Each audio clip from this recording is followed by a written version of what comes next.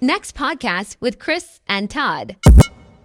Hey, welcome back to the next podcast. Todd is actually here today. He's not blending in to the backdrop of the podcast. You know, that's what you get when you wear gray and white on a gray and white background. It's a gray and white kind of day, Todd. This is true. It's a little snow outside today, made for some interesting moments behind the wheel. So yes, very true. Oh, man. Well, yeah, that's one of those things. We sometimes don't listen to the weathermen because they're right sometimes and they're wrong sometimes.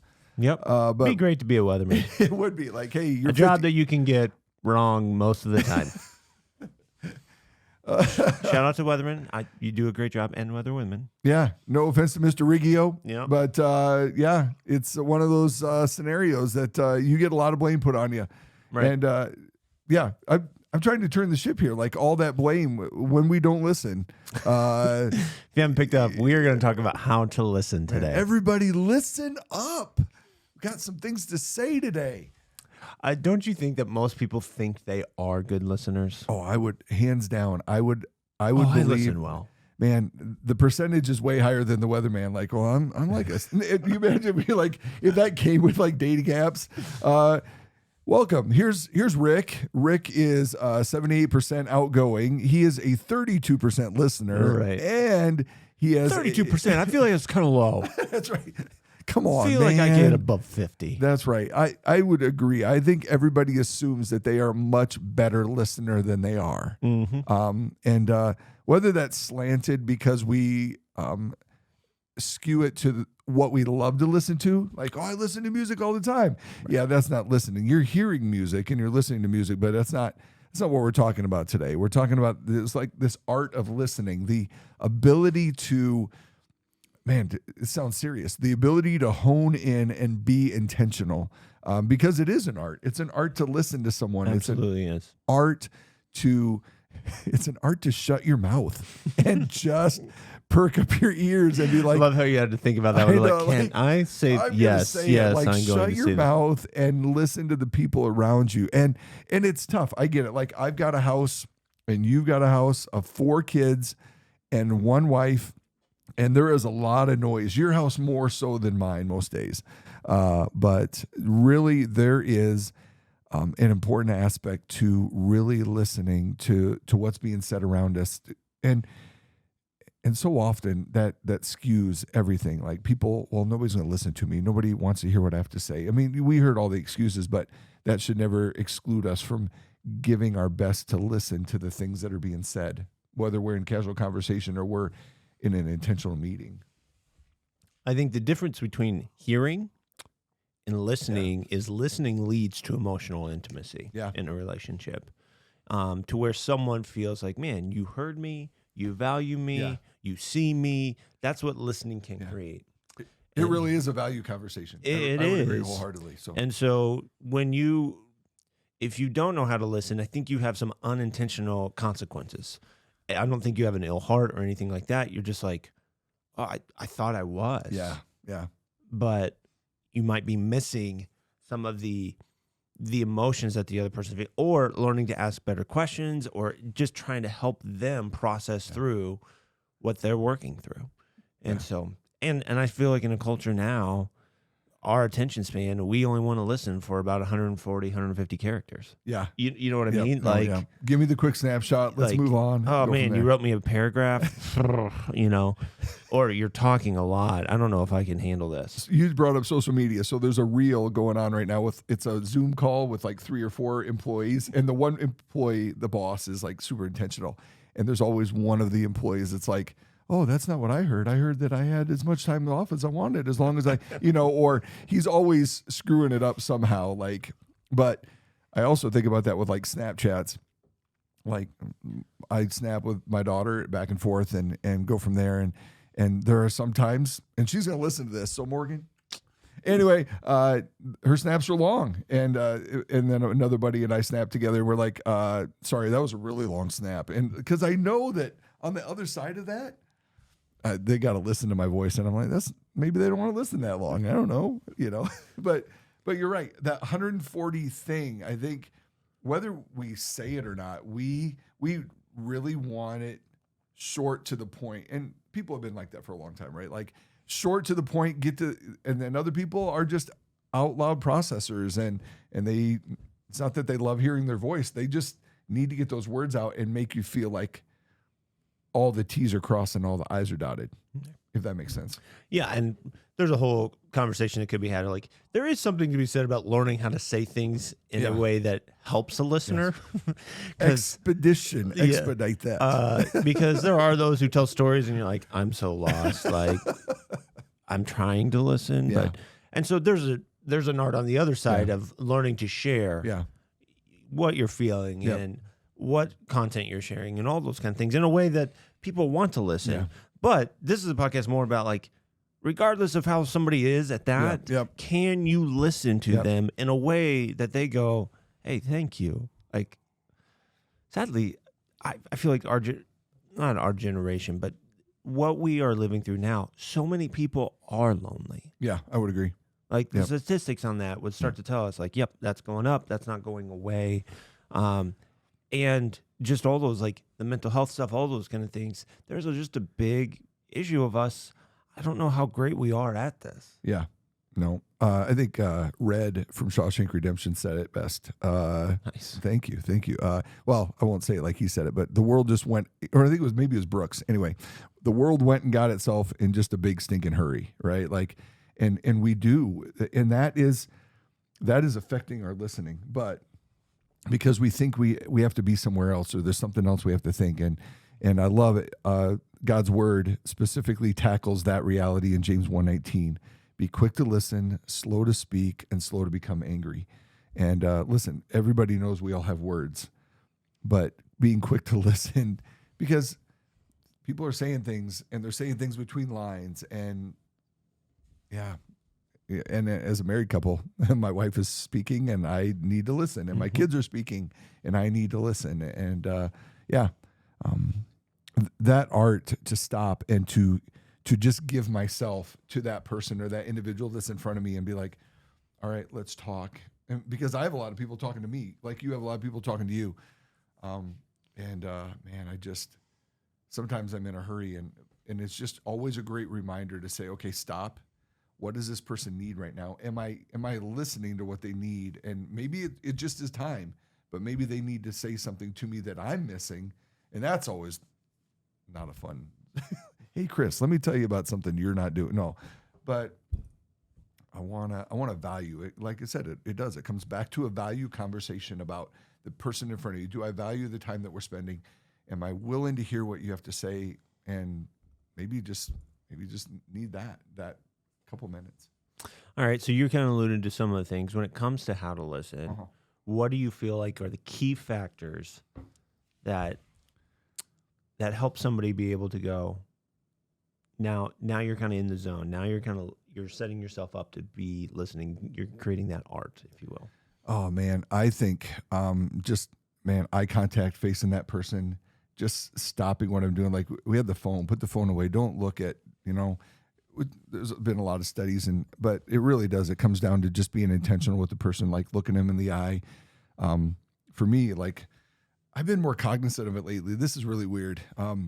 Like, since I'm 6'4" and I'm always looking down on people, sometimes I find myself like slouching or like squatting to like be eye to eye with them.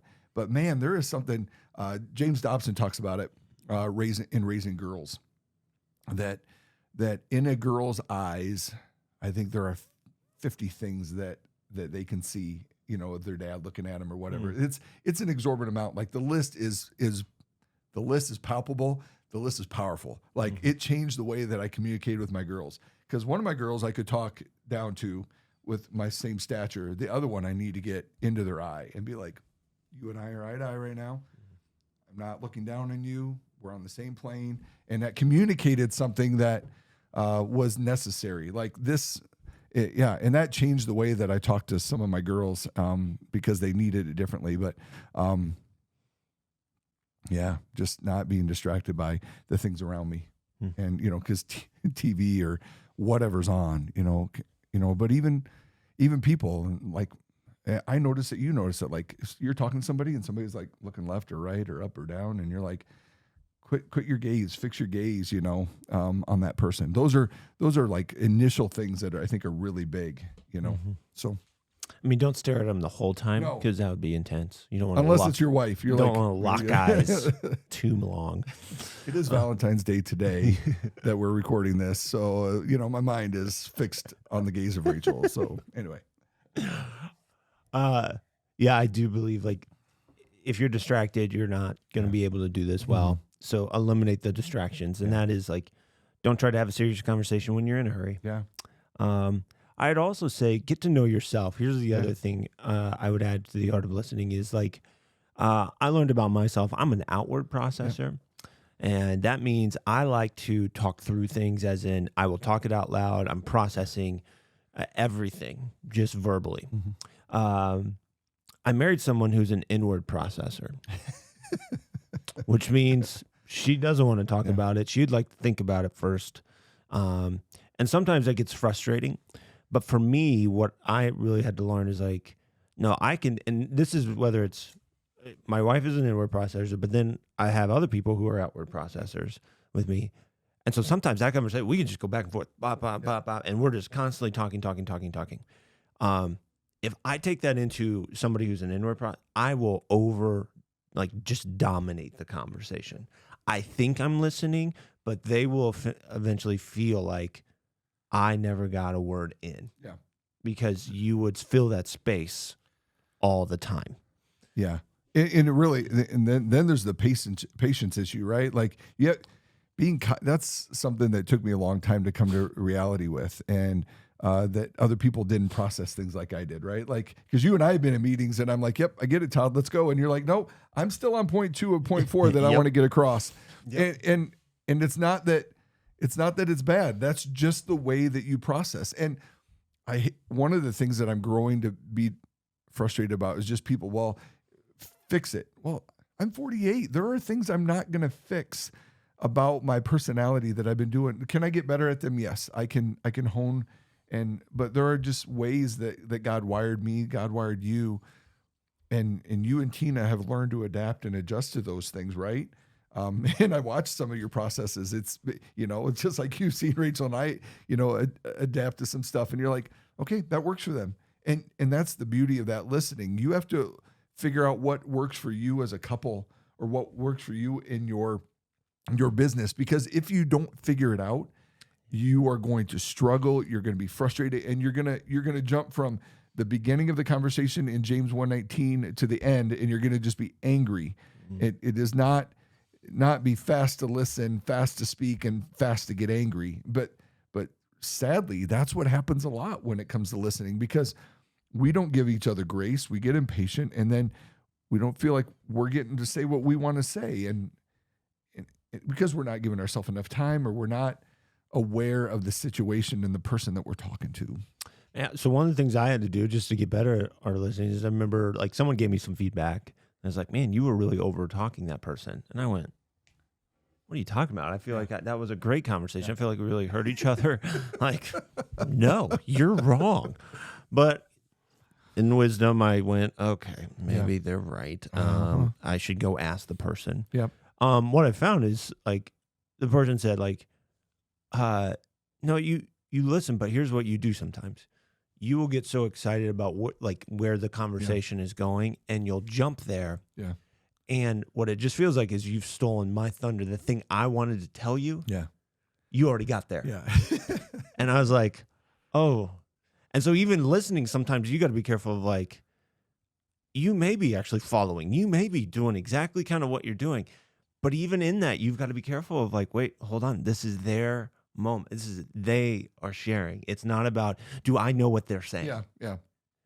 Are you listening to listen? Are you listening to respond? Right? Yes, those kind of things. Yeah. And so, because I was just sitting there, it was work related. I was just trying to make sure. I'm like, okay, I'm following. Yep, and this is probably where you're going to go with this. And so I'm just because I'm an outward processor, I'm processing out loud. And so I had to learn. And you said it earlier, just to be quiet. Yeah, and that's hard for me. It's not always the easiest step for me to take, but I've learned even with Dina, like sometimes it's just when she's saying something, hey, this bothered me. I have a lot of thoughts in my head, because I want to go like, well, hold on, why did this happen? Da da da.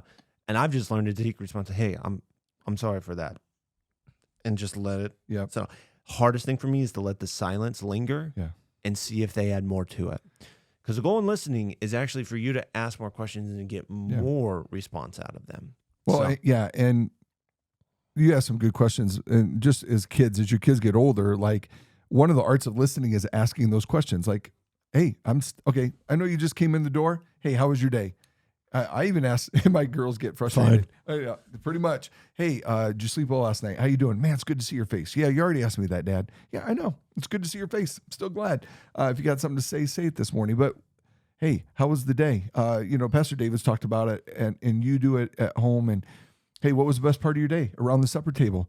Really opening moments for questions that you want to hear their voice. I want to hear what you have to say. It's valuable to me. I want to be a part of your life. That's really good. Like one of the valuable things you can do as a listener is ask good questions. Yeah. And that takes work. None of us are great at it. To start off with, that takes work and this. But the part I would add, when it comes to the art of listening, think of it this way. It's not about you knowing or understanding what they're saying or agreeing with what they're saying. That's actually a second part of the conversation. Yeah. When it comes to listening, it's more, do you know the content they just said? Yep. And do you know the emotions attached with it? Mm-hmm. So, give you an example, and I do this with marriage couples, premarital couples. I teach them how to communicate, and one of the things I say, okay, make a wish list. So they'll say, hey, I would love more time us together doing blah, blah, blah. And I always say, so remember, it's content and go after the emotions. And sometimes the person won't give the emotions part of it. They're just saying a statement. I would like more of this. Way too much blah, blah, blah. Yeah. and then here's what they would go. Almost 95% of them go, I agree. I think we could do this. And I went, You agreed? And then you went into fix-it mode. And so what I'm trying to coach them on is going, be careful with that because you're already moving too quickly to where instead you just go, okay, so to make sure I hear you correctly, you want this more in our relationship. Yep. Then you should be asking, okay, so what's happening currently where you feel like that's not happening? You got to ask a feeling question. Yep. And they may not have the answer right away, but you've already put it back in their court to where they have to kind of, okay, wait, you're right. I need to unpack this a little bit more. And then the other part of it would be asking like, hey, so if this were to change, how would that make you feel? Yep. And that then you can get into, now you've got the content, now you got the emotions. Now let's get into solve it mode. No, I would agree. And that is such good advice. That's very exactly similar to what I do when I talk with couples, but then even breaking it down further. Okay, where are you going to make this happen? Because I talk to couples and say, like you do, okay, where are you comfortable listening? Get out of your normal thing. Like, do you need to go walk around the block?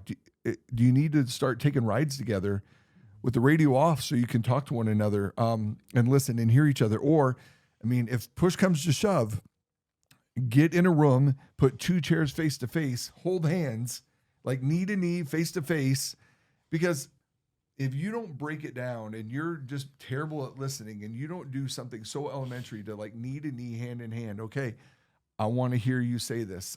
Okay, and even follow up. Okay, because if you're really missing each other, like you're talking about, okay, what I heard you say is that what I heard?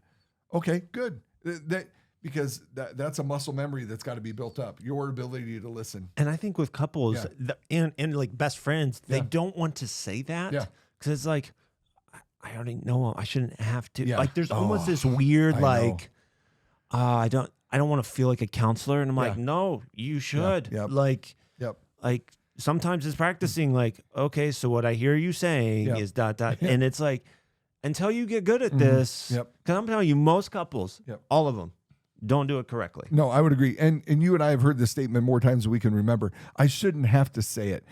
Okay, so there's a lot of theories on this, right? Like, first of all, he's a man. He's not listening anyway, and don't get me wrong. And vice versa. Yeah, and vice versa. Yeah. Like, there's a lot of women who just tell the man, hey, this is how it should be done, and they don't listen to him at all. Yeah, and remembering what you got witnessed as a kid, like how your mom and dad communicated affect the way that you communicate.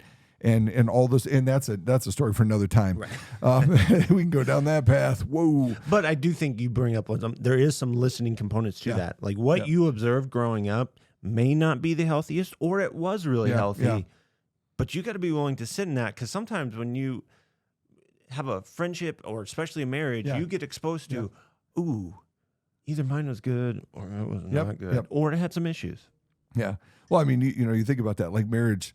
Like my family, if I was in the house coming home and within the first 30 minutes, we weren't out the door going to do something like a movie or go see a family member. I mean, it's not like we didn't listen. Our conversation was, hey, how you doing? You good? Mm-hmm. Okay, I believe you. Rock and roll. Let's go. And Rachel's family was like, hey, let's sit down and talk for a while. Let's play some card games. And I'm like, what are we doing here? That is also, when it comes, this is another like personality thing. There will just be dynamics where people will want more connection. Yes. Where others are like, I'm good. And it's less. So it's like I always kind of have couples kind of fill this out, but it's not just couples. This will be personality, all that. You'll maybe want somewhat connection or just not high, but like when your kid's hugging you, you're like, okay, I've had enough. Let's go. I'm telling you, like it's just a personality thing to where I like sometimes you got those who connect with their parents almost every day. And then you got those who go, well, once every 2 months is good with me. Are they alive? Yeah. Last time I checked, And it's not, and both relationships are very healthy. Like not one is better than the other. It's just, that's the connection I need. Couples are like this. Friendships are like this. And so it's just a matter of learning. Like you may be with somebody who wants to be more connected and you are the somewhat connected. And so you got to learn like, ooh, I'm going to have to really stretch myself in some of that. There's got to be some give and take there, and if you're going to make it work, because you will find on the other side of that the blessing of being intentional and meeting them in a place, right? And man, I can't emphasize enough how you willing to listen, to be able to hear what is being said, or maybe sometimes what's not being said. And that doesn't come right away. You've got to be patient with yourself, especially in a new relationship. Be patient, but that's why intentional listening is so key, and finding when they're willing to listen or when they're ready to listen, because you can talk about words that women have and words that men have, but if you bombard your spouse or your kids right as they come in the door and all they want to do is like, hey, I need a snack, or I need a shower, I just need something, then I'm willing to give you my time and focus. You got to find those adjustments, because then you're going to just get angry and you're going to get frustrated. And that's not the point of conversation. The point of listening is, to the best of your ability, you can't always have the perfect situation. I get it. But man, you got to be willing to be flexible and sacrifice with absolutely. That, because their timing may not be your timing. But you go, wait, they're willing to talk. I need to flip to listening mode. And sometimes we got to shut up long enough to listen, right? Like I had a conversation with somebody this last week, and they were like, we just sat down, didn't say anything, and all of a sudden they started talking, and the joy on that individual's face with the person that was talking was like, I got to hear everything. And that's the beauty of listening, right? Like I got to hear from you and what's going on in your world. And man, specifically as a parent, or a spouse. Well, and I would say add God into the mix of that. Like, you got to be quiet, because he usually likes to talk in a whisper. So if you're talking the whole time. Chris, shut up. Anyway. But I do think you brought up something, and I think there's two components to this. There is a listening to connect and a listening to grow. And you've got to recognize there might be a combination in that. Sometimes I feel with my kids, they're bringing up something just to be like, I just want you to connect with me. I'm not looking for answers. I'm not looking for like these things, like, especially if you're married, that conversation. I didn't give you this to fix it. So sometimes you're listening just to connect. But other times you're also listening to grow and help them grow by asking questions and asking some of that. So sometimes the connect can turn to growth. But that first part of it is going, okay, are you listening to connect first? Yes. Then go after the listening to grow and help them grow. And that's a good thing to ask sometimes, right? Like, hey, you brought it up. And guys, pro tip, right? Okay, I want to fix this. I think I can fix it. I can fix it in less time than it took for her to describe it. Rock and roll. No, maybe she just wants to unload. And you have to determine what that is. Sometimes you just got to be like, hey, I don't have anything for you. And that's okay. But not listen to fix, listen to listen, because sometimes you just need the validation that you're on their side or you're in their corner. Now, call truth, right? But yeah, and even if you're listening for growth, that doesn't mean you are fixing them. That's right. Be very careful. Like, it's got to be their idea. Yeah. It's got to be, because most people don't love to be told. Now, sometimes we do. Like, if we have no idea, we don't this, but most of us like to figure things out on our own. Yeah. We love suggestions, but eventually we go, that's the decision I made. Yeah. And there's unhealthiness in some of that, but there's still a component to where, like, oh, my kids, I don't know about you, they all like to make their own decisions. Yes, they don't like to be told what to do. Yeah. So as a parent, you learn the art of listening for growth. Because you go, it's a lot of growing in the sport house these days. Have you ever thought about this? Yeah. You know? Yep. And they're like, that's a really good idea. I think I'm going to run with that. And you know? And that's a good conversation for parenting another time. Like, you are a parent and a provider early on, and that relationship has to shift to where you're coaching or where you're guiding and not just parenting. You're guiding, and because they got to form things at those ages of 6th grade and to freshman year, so that when you think, man, so they're developing that ability to hone those skills. Yeah. I also would add this. I think, and maybe you can tell me if this is wrong or not, Chris, but I like for you to become a good listener, I think someone had to be a good listener for you. Yeah. Yep. Because I just don't think we just naturally comes to us. No. I think someone usually shows it, and I think God actually is one of the best at it. Like, to where he goes, okay, you've been talking a while. I have this thought. What do you think about this? And he does it in a subtle way. Dude, that was the reality. That was the reality of going into ministry for me. I mean, I shared that story, and like, are you done doing your own thing and talking your way into this? Yeah. And so that's the part is like, you learn from God, like, how to listen. If you have that, but there's probably somebody in your life who just sit there and listen to you, and you're like, man, you think about it, like, that relationship meant a lot to me because they did these things. No, I've got a handful, and maybe you have a handful of people, and not that it's not my mom or dad. My mom and dad are awesome. I love them. My friend Matt Blake, great listener, just really good. My friend Don Blaine, who was vital in my early ministry days, lives in Bartlesville now, but so super accommodating. and the turn is now, and I see that, and sometimes we forget that we're the age we are. I've got to be that for some people. I've got to be willing to listen for some people, and because I want them to be better at it. I want to continue to get better at it. Because, man, 2017, 14, and 12 with my girls, and let's get fired up. I still got listening to do. So it's true. But I'm telling you, if you can keep working at this the rest of your life, it will never be a trait or a skill set that gets old. Yeah. Or it's just like, oh, I've got it down. Like, you're constantly working at it, and the better you can get at it, the more, I would say this, the more influence you will have. Yeah. Because people want to be around somebody who listens to them. Yeah, it's true. So I love it. Hey, I hope this was helpful. It's something that definitely has been on my mind and my thoughts lately. And you and I definitely we've been working together for 8 years, and we've had to adjust and adapt, and we're still not perfect at it, but I think we're getting better. So, well, and part of our job is learning how to be good listeners. As counselors, as pastors, there's a lot of people who go, what do you do with this? What do you do with this? Yeah. But I would also say, being married, having kids, man, that's also a huge area where I've had to grow, and as a pastor, I've had to grow. And so I just learned, man, the more as people, if we get healthier at this, it changes the ballgame. Everybody benefits. Everybody benefits when you're a better listener. Go for it. Get it done. Hey, we'll see you next time. Thanks for joining in.